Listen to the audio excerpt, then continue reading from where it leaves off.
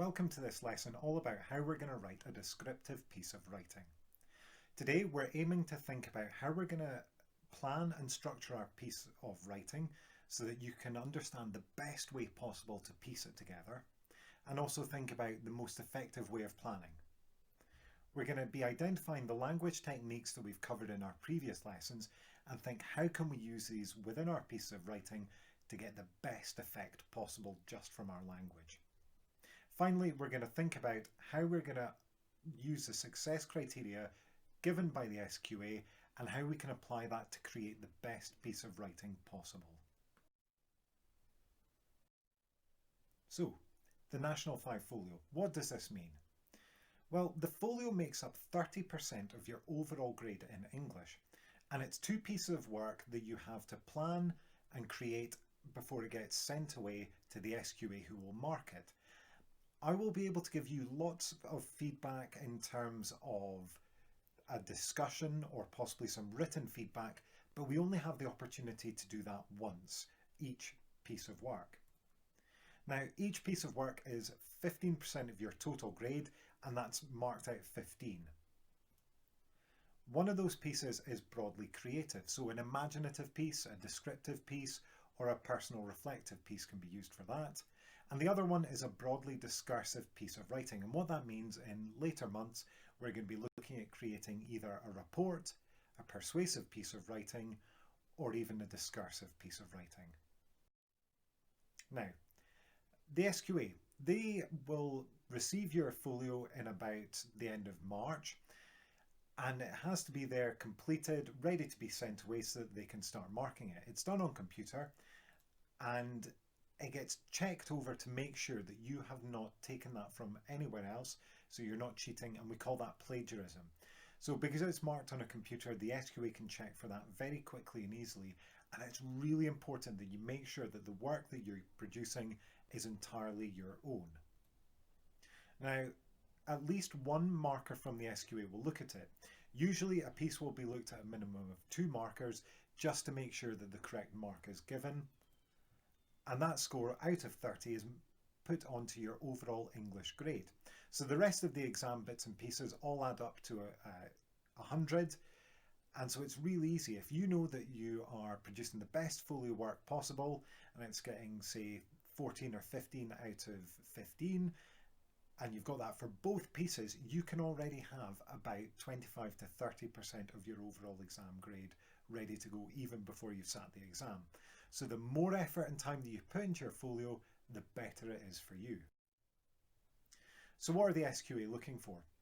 Here we've got the SQA's marking grid. Now along the top you'll see we've got these columns 15 to 13 all the way down to 3 to 1. Now the 3 to 1 column we're not going to bother with because that's pupils' work that has not been good enough, it's not been well executed, so we're going to focus instead on that column which is the 15 to 13 grades. So let's first of all think about the creative content. In terms of attention to purpose and audience, what the SQA are looking for, that the piece of writing that you produce is using the best vocabulary possible, that it's interesting and sophisticated language, because it's markers who are English teachers that are going to be marking it, and they're your audience. Now, the purpose. If it's for a reflective piece, then we need to have reflection all the way through. If it's for an imaginative piece, then we need to make sure that the setting and characters and the narrative are developed all the way through.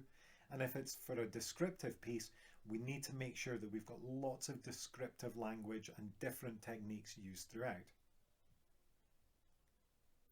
Now, for our descriptive piece, first of all, the piece is going to have to display very good creativity. Now, they don't mean that you need to come up with the most original story ever, but what they want to see is language used in an original and interesting way.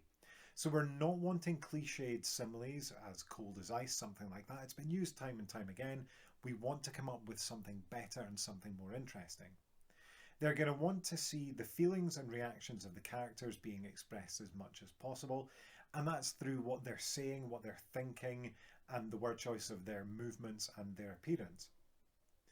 We're also going to have to think about the level of insight and involvement that you have with the reader.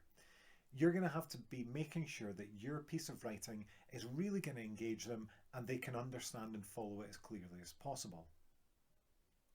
Now, for the creative style, we want to use varied, sophisticated language. And what I mean by that is we want a range of things like imagery, sounds, different sentence structures, different sentence starters even, and using punctuation in interesting and effective ways to create an effect. So if we're wanting to raise tension within it, we might want to use lots of shortening sentences, and then we might even just use a minor sentence, one word, to create that shocking moment within our piece of writing. In terms of the structure, it's going to have a logical progression all the way through. For a short story, it might have a twist at the end and that would fit with it. But you really have to consider the way in which you're telling the story and the order that they're happening in is going to have an impact on the reader. So your task. What I'm going to be getting you to do is, once we've finished having a look at some examples, you're going to look at a picture and you're going to select one of them to describe it in as much detail as possible, as if it were a story. We're wanting you to use your imagination as much as possible, and you can add in different details that are not actually in the picture. The marker will never know that, and you can kind of let your imagination run wild from that point. The thing is, we need a piece of writing that is between 750 and 1,000 words. It's a 1,000 word maximum word limit. If you go over that, you are penalised and you lose marks on your folio. So, what do we mean by a descriptive piece of writing? What things are the SQA looking for? Here's our success criteria. So first up, you've got to plan your piece. And the reason I'm saying that is you can instantly tell a piece of writing when you finish reading it if it hasn't been thoroughly planned in the first place. That's because it will go off on tangents, it won't fully make sense, and the narrative will not be as strong as it could be. We're wanting you to use a variety of imagery and sound techniques to help create the setting. Now, you must create setting, and this has to be done all the way through your piece of writing. Otherwise, you cannot be getting up into that 15 or 13 category. We're wanting to use different sentence types for effect. You might want to ask rhetorical questions within it. You might want to use ellipses, parentheses, exclamations, and it has to be varied throughout. We don't want the same words repeated at the start of sentences. We want it to be different. So think about your sentence starters. You might want to start with a simile, or you might want to start with an adverb. Quickly, the person went towards the building, instead of saying the person went to the building quickly. You could use effective word choice, and that's really important because we're wanting to set the tone and create the scene through the best descriptive language possible. And what I always think is a really good idea in a piece of writing is to shift the tone or the mood within it. So if it starts off really happy and bright and bubbly, shift it towards the end to something much darker, and that contrast that's created between the two sections of your writing will be far more memorable and interesting for the reader. And remember, it's an English teacher that's marking it. You don't need to tell us that it's a bright sunny day. We expect to be able to work this out from the description of your writing. If you mention that the sun is blaring and scorching hot, then we can work out it's a summer's day already. If you mention that there is snow lying all over the ground, then chances are you're either up a mountain or it's winter time. So you don't need to tell us things that may seem obvious. Let us work it out from your descriptions alone, and that's going to be a far more effective and sophisticated piece of writing. And remember, it's English. Show off. You've spent this long in school learning all these different words and phrases, and this is your time to use them. And you must do that in order to get the best grade possible. So first up, what I'm going to ask you to do is to create a plan, and that's going to be your lesson for today. There are pictures that follow on from this in the slideshow, and I'm going to give you the chance just to work your way through them and have a look at all the different pictures. Then you're going to select one of the images and you're going to start to identify 5 or 6 key things that you notice about that image. That's what you're then going to start planning and writing about. Now, what I want you to do is think about all the aspects of the image. It could be the things that are in the background, the trees. It could be the sun or the clouds, so the scenery. Think about whether there's a person in it. Where are they placed? What are they looking at? How do they look? How might they be moving if they were actually moving in it? And also think about some close-up details. Really focus into an object or something that you think might be important within the story. Then, remember that the words you use are going to contain and create a certain atmosphere. So have a think. Beside each one of the key aspects that you've picked out, possibly put down just a couple of words or key phrases that will help to build up this atmosphere. And what I mean by that is, if there's a moon within your picture, well, it's different. A full moon is very different to a crescent moon. So you might want a darker tone. A crescent moon can be described as sharp or sickle-like, something that cuts, whereas a full moon is round and full, and it's going to create a different tone and atmosphere for the reader. Finally, what you want to do is place the elements and aspects of that image in order that you're going to write about them. And I'll show you what I mean by this just now.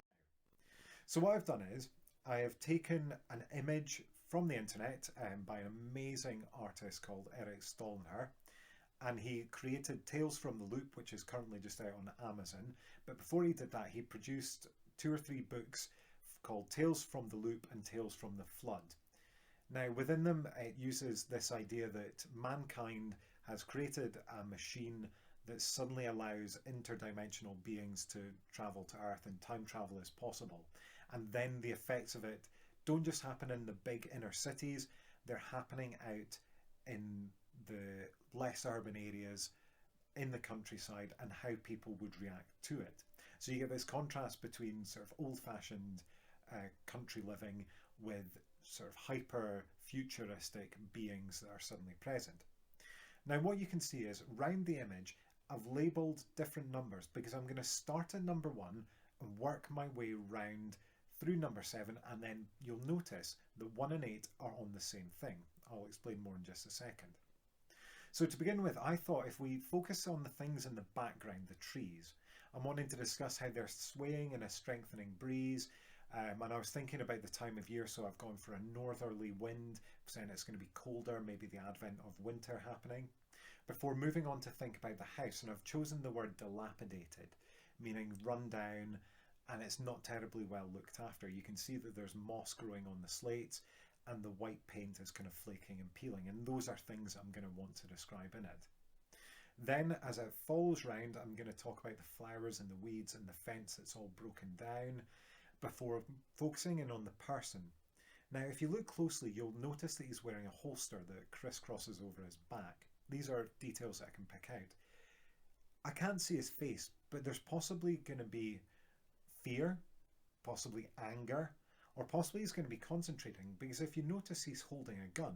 So if he's got a holster and holding a gun, he may be a police officer. So that's what I'm going to probably discuss within my story. But then I'm actually, instead of then focusing on the robot in front of him, I'm going to focus in on the gun and go into lots of detailed descriptions of it. Might be the type and make, the colour, how heavy it is, how cold or warm it is, all the things like that that can really focus in a detailed description on before finally revealing what it is he's looking at. So I'm not wanting to mention it till this point in the story, that actually it's this huge robot that appears to be kind of caught by the, don't know whether it's the electrical wires or whether this was a trap set by the police officer. Now, in my story, I'm going to make it a trap that was set by the police officer, that he has lured the robot towards this place so it can be destroyed. I'm going to make the connection between the wires being like tentacles and hooks, possibly to a plant that is growing up the side of the house, and I'll try and make that connection there. Now, I'm going to use the word grimacing to describe the face of the robot, before finally in that last paragraph I'm going to come back to the trees. Now, instead of the breeze swaying them this time, it's going to be when the robot collapses and knocks them and moves them around. And that's what I'm going to base my story around. So in the next slide, what I've done is I have given you a sort of a brief introduction to my bit of descriptive writing, because remember, a piece of descriptive writing is all about simply describing quite a simple scene, but in lots and lots of detail using imagery, sounds, sentence structure, and word choice. So here it is. Now this is about 200 words already, and I've simply looked at the pine trees and the clouds in the background before beginning to focus in on the house. The pine trees cowered as the storm clouds advanced from the north, large and swollen with rain or sleet. A chilling breeze shook the pines as they were swayed and buffeted by the strengthening winds. There were no cones left on the branches as the arrival of winter was signalled by the deteriorating weather. Alone they provided shelter to those that sought refuge from the polar blasts. When the bungalow had been built, Ed looked out on the valley below that teemed with the hustle and bustle of the town. The road that snaked down the valley side had been well used by the teens and thrill seekers, who would bike or push up to the top, rest and recover, and then descend the steep tarmac in a blur of speed. Now the town was deserted as a result of the accident. So I've used this shorter sentence here, just as a paragraph all by itself at the end. Now the town was almost deserted as a result of the accident. And I might change the word accident to incident, actually. I think that would fit better here. The effect that I'm wanting is to kind of already make the reader wonder what this accident or incident could be. And it will later be revealed that that's when the robot was allowed, and I possibly might not even mention it. The robot might simply be described in section 7 and then move on from there. But what I was trying to do in that first paragraph was begin to introduce this idea of things dying away and a slightly darker tone and atmosphere presented. I've mentioned winter, which usually symbolises things dying off. If we think about the seasons, winter is things dying off, for spring for it to be reborn and grow from there. I've also said the chilling breeze and things are buffeted, so being knocked and pushed against. Deteriorating, also linking in with that idea of decay, and I'll probably develop that idea of deteriorating within the description of the bungalow, which I would carry on to describe, thinking about the flecked and flaking paint and the moss growing on it, and make it seem really run down and dilapidated. And so that's where I'm going to leave you for now. I'm trying to use as many different techniques as possible. I've got a colon in there, I've got metaphors, I've got onomatopoeia, I've got alliteration, and I'm really trying to build up the picture of what this image looks like. So for the rest of this lesson, what I'd like you to do is look at the images on the remaining slides, pick one, and then simply start picking out those 7 or 8 different aspects of the image that you want to focus on. And what I would do is I would copy paste the image into a new Google Doc and just write your plan underneath, so label it 1 through to 8. If there are any questions, please remember to send me a message on Hangouts, as that's usually the quickest and easiest way for me to pick it up.